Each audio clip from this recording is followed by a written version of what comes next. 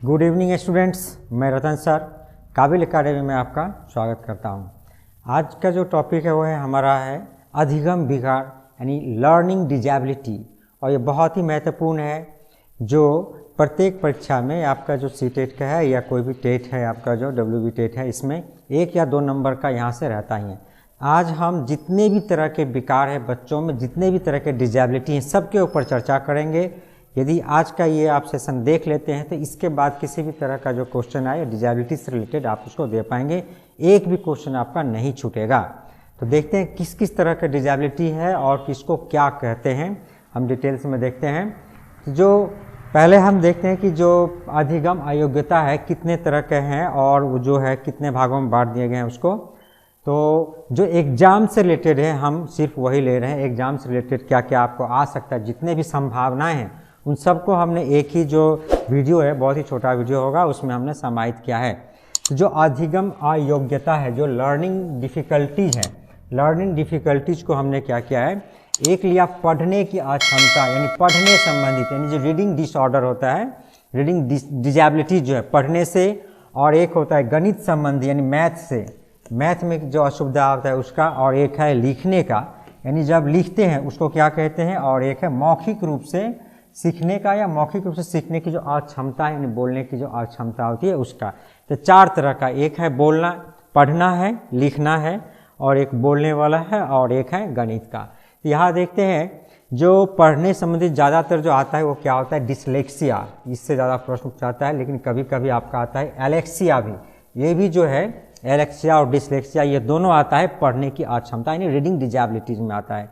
इसके बाद गणित का यदि लेते हैं मैथ में तो इसका आता है डिसकैलकुलिया यानी डिसकैलकुलिया, कैलकुलिया याद रखिएगा, कैलकुलिया जो शब्द है कैलकुलेशन यानी ये जो काउंटिंग करना या जोड़ना घटाना कैलकुलेट करना, तो डिसकैलकुलिया रहेगा तो ये आपका रिलेटेड होगा मैथ से। तो इसमें भी कई टाइप का होता है, जैसे कभी देता है verbal dyscalculia, graphical dyscalculia, lexical dyscalculia, lexical है।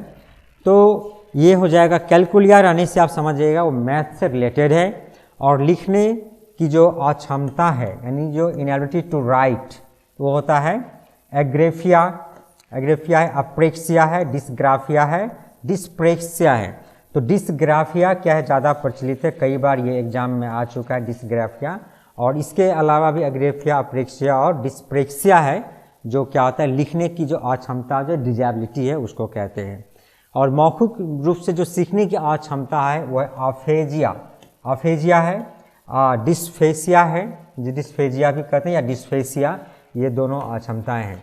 इसके अलावा भी बहुत सारे जो है डिजेबिलिटीज़ हैं, लेकिन वो आपको एग्जाम से उतना रिलेटेड नहीं है, जो आज तक नहीं पूछा है। लेकिन इसमें से बहुत सारा जो अभी तक नहीं पूछा गया लेकिन आने की संभावना ज़्यादा रहती है।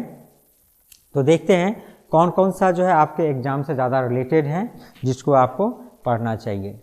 तो पहला जो है पढ़ने संबंधित विकार जो रीडिंग डिसऑर्डर है, तो उसमें से जो डिसलेक्सिया बहुत ही इंपॉर्टेंट है, ये तो कई बार पूछा जा चुका है एग्जाम में। डिसलेक्सिया, डिसलेक्सिया रहेगा तो आपको क्या होगा, पढ़ने संबंधित विकार यानी पढ़ने में बच्चों को क्या हो रहा है, तकलीफ हो रही है, यानी ठीक से पढ़ नहीं पा रहा है, ठीक से उसका उच्चारण नहीं कर पा रहा है, या वर्ड को नहीं समझ पा रहा है, अक्षर को नहीं समझ पा रहा है, सेंटेंस को नहीं समझ पा रहा है, या ठीक से जो पढ़ने के लिए किसी भी तरह का विकार हो पढ़ने से रिलेटेड, तो वो आपका हो जाएगा डिसलेक्सिया। और इसी का एक आता है एलेक्सिया। एलेक्सिया क्या है, एलेक्सिया को हम एक्वायर्ड डिसलेक्सिया भी कहते हैं। अर्थात एलेक्सिया जो आता है किसी भी कारण से, ये भी रीडिंग डिसऑर्डर है, यानी आपका जो हो जाएगा जो डैमेज टू द ब्रेन, इसका अर्थात हो गया बच्चे के किसी कारण से उसके दिमाग में यदि चोट लग जाए तो और उससे उसको पढ़ने का विकार उत्पन्न हो, तो इसको कहते हैं हम लोग एलेक्सिया। यानी बाद में एक्वायर्ड क्या हुआ, ये डिजीज है, जन्म के समय चोट लग जाए, जन्म के बाद खेलते समय चोट लग जाए, या दौड़ते समय किसी भी समय यदि बच्चे के दिमाग में चोट लग जाता है, ब्रेन को क्या होता है डैमेज पहुंचता है, क्षति पहुंचता है, और उसके बाद बच्चे का जो ब्रेन है वो ठीक से क्या करता है, रिलेट नहीं कर पाता है शब्दों के साथ, या उसको पहचान नहीं पाता है, या मोटर स्किल को ठीक से ऑर्डर नहीं दे पाता है, या कोरिलेट नहीं कर पाता है। तब क्या होता है, जो एक्वायर्ड डिजीज है वो क्या है, एलेक्सिया है। तो ये हो गया एक्वायर्ड डिसलेक्सिया भी इसको कहते हैं, रीडिंग डिसऑर्डर है और ब्रेन के क्षति होने के बाद होता है। इसके बाद जैसे इसमें डिसलेक्सिया और एलेक्सिया दोनों ही पढ़ने संबंधित क्या है, विकार है। यानी वर्णमाला अधिगम में कठिनाई होता है, वर्णमाला को सही से समझ नहीं पाता है, पढ़ नहीं पाता है, पढ़ते समय स्वर वर्णों का लोप कर देता है, यानी स्वर वर्ण गायब हो जाता है, डायरेक्ट पढ़ देता है।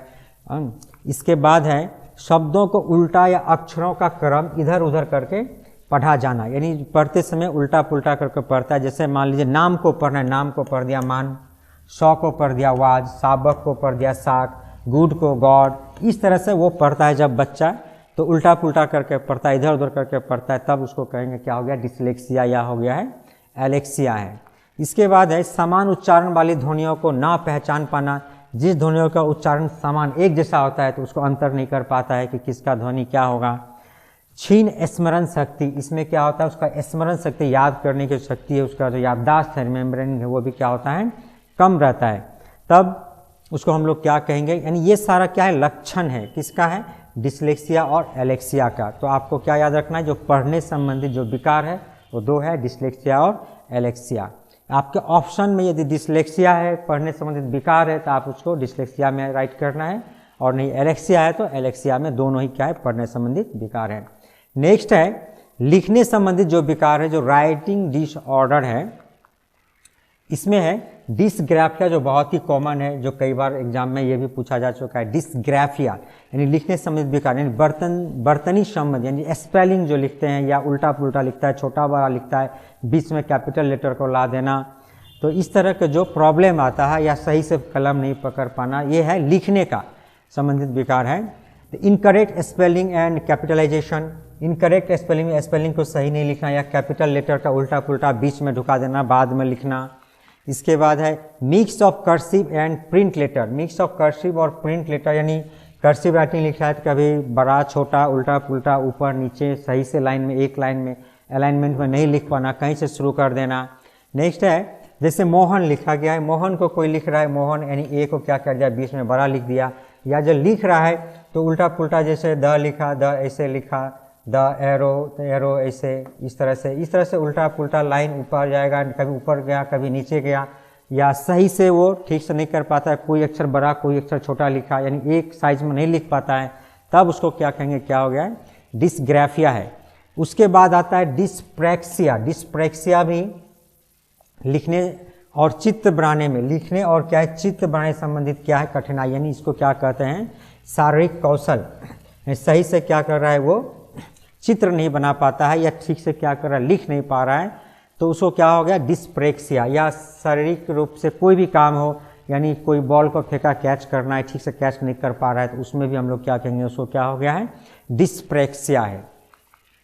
तो आल्सो नॉन एज डीसीडी, यानी डीसीडी, डिस्प्रैक्सिया को क्या कहते हैं, डीसीडी, डीसीडी मतलब हो गया डेवलपमेंटल कोऑर्डिनेशन डिसऑर्डर, यानी इसको डीसीडी भी कहते हैं, डिस्प्रैक्सिया को। एक एक वर्ड आपके लिए इम्पोर्टेंट है, तो सभी को ध्यान से देखना है। इसके बाद जो और एक आता है वो क्या है, एग्रेफिया है, ये एक्वायर्ड डिसग्राफिया है। एक्वायर्ड डिसग्राफिया मतलब ये बाद में अर्जित किया गया ये लक्षण है, यानी ये लक्षण शुरू में नहीं रहता है, इसीलिए इसको क्या बोला गया, एक्वायर्ड डिसग्राफिया, यानी ये भी लिखने संबंधित विकार है। ये भी कैसे आता है, किसी तरह का ब्रेन इंजरी हो जाए, चोट लगने पे, गिर जाने पे, कहीं पर भी यदि दिमाग में चोट लग गया, या जन्म के समय हो या बाद में हो, तो इसी तरह का जो होता है लक्षण दिखाई पड़ता है एग्राफिया का। तो एग्राफिया आता है तो क्या होता है, एक्वायर्ड डिसग्राफिया, यानी डिसग्राफिया का ही एक प्रकार मान सकते हैं। इसके बाद है एप्रेक्सिया। एप्रेक्सिया भी क्या है, जो आपका लिखने संबंधित क्या है, विकार है।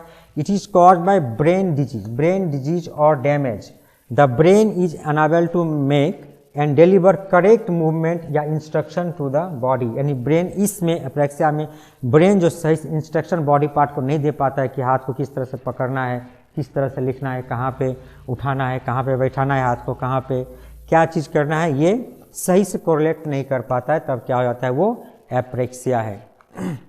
इसके बाद जो है बोलने संबंधित विकार, यानी बोलने में स्पीच डिसऑर्डर जो है, डिस्फेजिया बोलने संबंधित विकार, स्पीच डिसऑर्डर या विचार को व्यक्त न कर पाना या रुक रुक कर बोलना, यानी बहुत सारे बच्चे हैं जो बोलते हैं तो सही से आवाज़ नहीं निकल पाता है, जो सोच तो रहा है दिमाग में तो आ गया, लेकिन उसको बोलेगा सही से उच्चारण नहीं कर पाता, यानी रुक रुक के बोल रहा है, बहुत समय ले रहा है बोलने में, इसको हम लोग क्या कहते हैं, डिस्फेजिया। क्या कहेंगे इसको, डिस्फेजिया।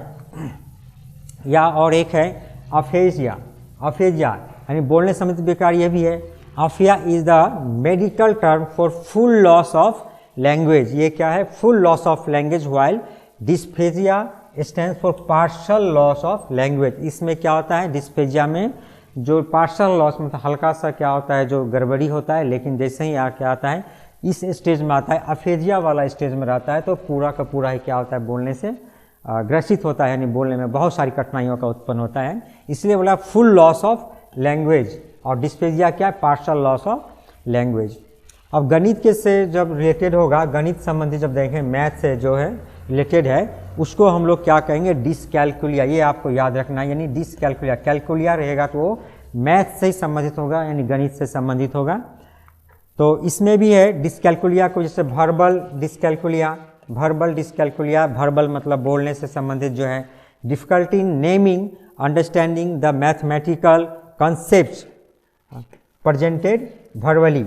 इसको क्या कहता है? जो जितने भी है मैथमेटिक्स का जो है टर्म है, उसका यूज करने में, यानी उसको बोलने में क्या हो रहा है, यदि बच्चों को समस्या हो रहा है मैथमेटिक्स टर्म को, तब क्या हो जाएगा? उसको कहेंगे जो वर्बल डिसकैलकुलिया हुआ है। और लेक्सिकल डिसकैलकुलिया रिलेटेड है trouble reading and understanding mathematical symbols and numbers as well as mathematical expressions और इक्वेशंस। यानी ट्रबल रीडिंग एंड अंडरस्टैंडिंग, यानी पढ़ने में और समझने में यदि उसको प्रॉब्लम हो रहा है मैथमेटिक्स का सिंबल, टर्म या कोई भी चीज़ मैथमेटिक्स से रिलेटेड, तब उसको कहेंगे लेक्सिकल डिसकैलकुलिया। नेक्स्ट है ग्राफिकल डिसकैलकुलिया। ग्राफिकल है difficulty writing mathematical symbols. Mathematical symbols हो या उसका टर्म्स है जो मैथ में यूज हो रहा है, यानी उसको लिखने में प्रॉब्लम हो रहा है, तो क्या हो जाएगा? ये ग्राफिकल डिसकैलकुलिया। और जो अंतिम है वो है क्या है? डिसमॉर्फिया, यानी शारीरिक भ्रम। क्या है? डिसमॉर्फिया। तो ये जो है आपका जो डिसकैलकुलिया, ये है आपका मैथ संबंधित, और ये डिसग्राफिया, डिसमॉर्फिया जो है ये अलग है, मैथ से रिलेटेड नहीं है डिसमॉर्फिया। तो शारीरिक भ्रम कहते हैं इसको, यानी spend a lot of time comparing your looks with other peoples. यानी इसमें क्या होता है? डिसमॉर्फिया में क्या होता है? डिसमॉर्फिया के अंतर्गत जो बच्चा है जो कंपेयर नहीं कर पाता, एक चीज़ को दूसरे चीज़ के साथ ठीक से रिलेट नहीं कर, खुद को अपने को देखता है और दूसरे को देखता है, तो उसमें ठीक से वो अंतर नहीं कर पाता, या एक ही तरह के दो चीज़ को देख लेता, अंतर नहीं कर पाता है। मान लिया उसने एक कुत्ता को देख लिया, कुत्ते के आकार का ही, और ये बकरी को देख लिया, तो क्या उसमें रिलेट नहीं कर पाएगा। मान लीजिए उसने क्या किया, एक मुर्गा को देख लिया, उसी के आकार का, और एक पक्षी को देख लिया, तो उसमें ठीक से रिलेट नहीं कर पाता कि क्या ये वही पक्षी है या दूसरा है। इस तरह का जो भ्रम उत्पन्न होता है, इसलिए इसको शारीरिक भ्रम कहा गया है, यानी डिसमॉर्फिया किया गया है। Spend a lot of time comparing your looks with other people, यानी अपने लुक्स को क्या करता है? दूसरे के साथ हमेशा कंपेयर करते रहना, देखते रहना क्या अंतर है, कैसा है। इसको क्या कहते हैं? BDD भी कहते हैं, BDD यानी बॉडी डिसमॉर्फिक डिसऑर्डर, यानी बॉडी डिसमॉर्फिक डिसऑर्डर भी कहते हैं।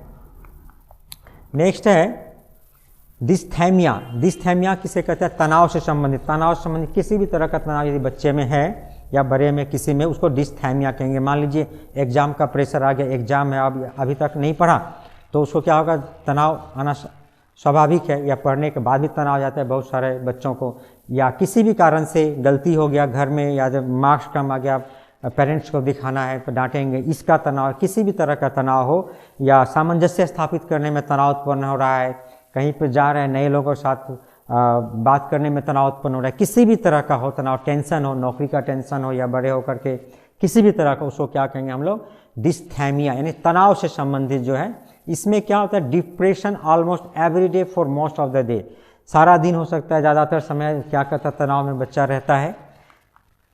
हैविंग ए पुअर एपेटाइट और ओवर ईटिंग, इस तनाव के कारण क्या करता है? उसका जो ओवर ईटिंग की समस्या आ जाता है, ज़्यादा खाने लग जाता है, या एपेटाइट का प्रॉब्लम हो जाता है। डिफ़िकल्टी फॉलिंग एस्लीप और स्टेइंग एस्लीप, हमेशा उसको क्या रहता है? इस तनाव के कारण नींद आना शुरू हो जाता है, सही से काम नहीं कर पाता, काम में मन नहीं लगता है उसका। लो एनर्जी और फैटिक, उसका एनर्जी लेवल भी क्या होता है? बहुत कम रहता है इस तनाव के कारण। उसका जो सेल्फ स्टीम है ये भी कम जाता है, जो आत्मविश्वास में बहुत कमी आ जाती है डिस्थैमिया के कारण। पुअर कंसंट्रेशन और डिफ़िकल्टी मेकिंग डिसीजन, सही से डिसीजन नहीं ले पाता है, सही से क्या कर सकता है? कंसंट्रेशन नहीं कर पाता है किसी चीज़ के ऊपर, तो हम लोग क्या कहते हैं उसको, क्या है इस तरह का लक्षण, डिस्थैमिया का लक्षण है। फीलिंग ऑफ होपलेसनेस, निराशावादी बन जाता है, यानी इस तनाव के कारण क्या होता है उसमें निराशा उत्पन्न हो जाती है। नेक्स्ट है जो और एक इम्पॉर्टेंट है, ये भी कई बार पूछा जा चुका है सीटेट में, ADHD। ADHD का full form attention deficit hyper active disorder. Attention deficit hyper active disorder को क्या कहते हैं, ADHD कहते हैं। इसके कारण क्या होता है, बच्चा किसी एक चीज़ पर सही से कंसंट्रेट नहीं कर पाता है। अभी एक काम कर रहा है, थोड़ा देर बाद वही उसी काम को छोड़कर फिर दूसरा काम में लग जाता है। मान लीजिए बच्चा को अभी क्या कर रहा है, साइंस पढ़ रहा है, पढ़ते पढ़ते उसका दिमाग में नहीं मैथ बनाना है, उसको छोड़कर तुरंत मैथ बनाने लग गया। तुरंत बोला नहीं आप छोड़ो, आप ड्राइंग बनाएंगे, तुरंत उसको छोड़कर ड्राइंग बनाने लग गया। या कोई काम कर रहा है, बाहर में कोई आदमी किसी दूसरे से यदि कोई प्रश्न पूछ रहा है, या सर ही किसी दूसरे बच्चे से प्रश्न पूछ रहा है, तुरंत एक्टिव होकर वो जवाब दे देता है। यानी एक काम में सही से अपना कंसंट्रेशन वो स्थापित नहीं कर पाता, उत्तेजित हो जाता है, अपने आप को सही से स्थापित करके एक जगह नहीं रख पाता, उसको क्या कहते हैं, ADHD कहते हैं, यानी attention deficit hyper active disorder है। किसी एक चीज़ पर ध्यान केंद्रित न कर पाना ही इसका एक लक्षण है। इसके बाद जो है वो क्या है, लोकोमोटर डिजेबिलिटी। लोकोमोटर डिजेबिलिटी यानी गामक या गतिमान अक्षमता। जो लोकोमोटर है ये आपका मेनली हो जाता है क्या, आर्म्स या लेग्स का डिजेबिलिटी, यदि किसी तरह का है चलने में या कोई काम करने में, पैर में डिफेक्ट हो या हाथ में किसी लिम्ब में डिफेक्ट हो, उसी को हम लोग क्या कहेंगे, लोकोमोटर डिजेबिलिटी कहेंगे। ये भी आपका रहता है डिजेबिलिटी के अंदर। नेक्स्ट है ऑटिज्म। ये भी कई बार पूछा जा चुका है। ऑटिज्म यानी स्वलीनता, आत्म केंद्रिता। इसका अर्थ क्या है, जो बहुत सारे बच्चे क्या होते हैं जो अपने में रहता है लीन, किसी दूसरे से बात नहीं करता या बहुत कम बोलता है, कितना भी पूछा जाए एक ही तरह का आंसर देगा, हाँ ना, यस नो, किसी भी तरह का। यदि नहीं बोलना होगा तो क्या करेगा, थोड़ा सा मुस्कुरा देगा, चुपचाप रह जाएगा, यानी उत्तर ठीक से नहीं देना चाहता है, यानी सही से क्या कर सकता है, कम्युनिकेशन स्थापित नहीं कर पाता है, यानी वो क्या होता है, लाजुक प्रवृत्ति का मान लीजिए हो जाता है, सही से बोल नहीं पाता है, यानी बोलना नहीं चाहता है, आता तो है उसको लेकिन सही से क्या करता है, वो सामंजस्य नहीं बैठा पाता या नहीं घुलना मिलना चाहता है, एकांत में रहना पसंद करता है, उसी को हम लोग क्या कहते हैं, ऑटिज्म कहते हैं। तो डिफ़िकल्टी विथ कम्युनिकेशन, यानी उसको क्या करता है, कम्युनिकेशन में क्या होता है, असुविधा होता है, यानी नहीं घुल मिल रहा है, किसी से बात नहीं कर रहा है। डिफ़िकल्टी विथ सोशल इंटरेक्शंस, यदि वो क्या है, आत्म केंद्रित है और शौलीन है, ऑटिज्म है, तो अकेले में रहेगा, किसी से बोलेगा नहीं, किसी से बात नहीं करेगा, तो उसका सामाजिकरण सही से नहीं हो पाएगा, क्योंकि जब समाज में घुलेगा नहीं, मिलेगा नहीं, किसी से बात नहीं करेगा, इस तरह का जो प्रॉब्लम यानी लक्षण रहेगा, तो क्या करेगा, उस चीज़ को नहीं सीख पाएगा, समाज के नियमों को सही से नहीं जान पाएगा, सही से उसका समाज के लोगों के साथ जान पहचान नहीं हो पाएगा। और जो लोग नहीं जानते कि ये लाजुक प्रवृत्ति का या ऑटिज्म प्रवृत्ति का आत्म केंद्रित है, वो लोग उसे गलत तरीक़ा से ले सकते हैं कि सोचेंगे ये घमंडी है इसलिए ऐसा कर रहा है। तो इस तरह का आ जाता है।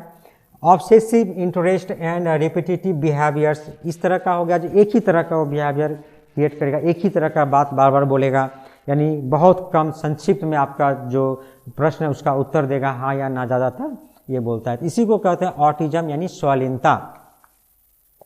और एक जो आता है वो है RPWD एक्ट जो है 2016 का, ये भी कई बार पूछा गया कि जो RPWD एक्ट है, जो right of persons with disability, ये कब पारित हुआ था।